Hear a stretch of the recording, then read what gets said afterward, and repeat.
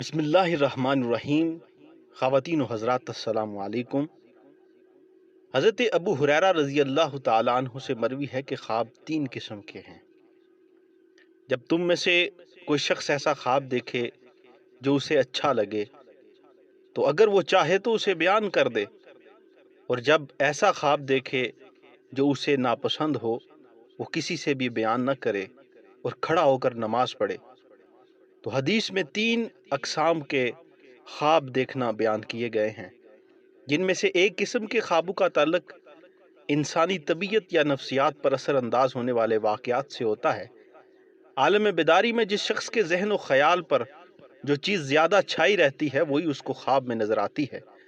اس طرح کے خواب کا کوئی اعتبار نہیں، انہیں جھٹلا دیا جانا چاہیے اور کسی سے تذکرہ کرنے سے بھی بچنا چاہیے۔ ان کا نہ کوئی اعتبار ہوتا ہے اور نہ تعبیر۔ دوسری قسم وہ ڈراونے اور پریشان کرنے والے خواب ہوتے ہیں جو شیطانی اثرات کے تحت نظر آتے ہیں۔ اللہ تعالیٰ نے شیطان کو یہ طاقت دی ہے کہ وہ جس طرح عالم بیداری میں لوگوں کو گمراہ کرتا ہے، اسی طرح وہ عالم نیند میں بھی انہیں ڈراتا، دھمکاتا اور پریشان کر سکتا ہے۔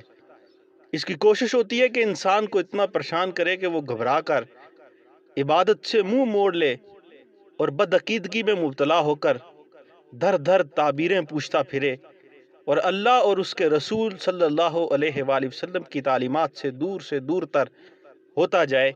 ان تینوں صورتوں میں بہترین صورت تیسری ہے، جس میں اللہ تعالیٰ اپنے بندوں میں سے جس کو چاہتے ہیں خواب کی صورت میں بشارت یا خوشخبری دیتے ہیں۔ یہ خواب ایک صالح مومن کے لیے اللہ کی طرف سے رہنمائی اور خوشخبری کی علامت ہوتے ہیں، جو ایمان کی پختگی کا سبب بنتے ہیں۔ اگرچہ ایسے خواب بھی محض تمثیلی پیرائے میں ہوتے ہیں، یعنی دکھائے گئے واقعات ہو بہو ایسے ہی واقعہ ہوں جیسے خواب میں دکھائے گئے ہوں، ایسا ضروری نہیں۔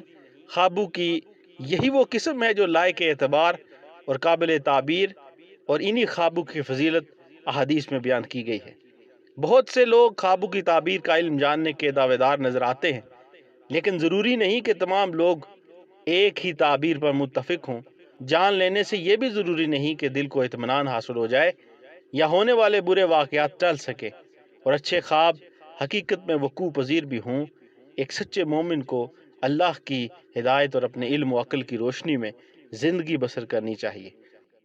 جس طرح عالم بیداری میں آپ کائنات کو دیکھتے ہیں، ارد گرد کی اشیاء کو دیکھتے ہیں، تو اسی طرح عالم نیند میں بھی آپ کو ایسی چیزیں دکھائی جاتی ہیں۔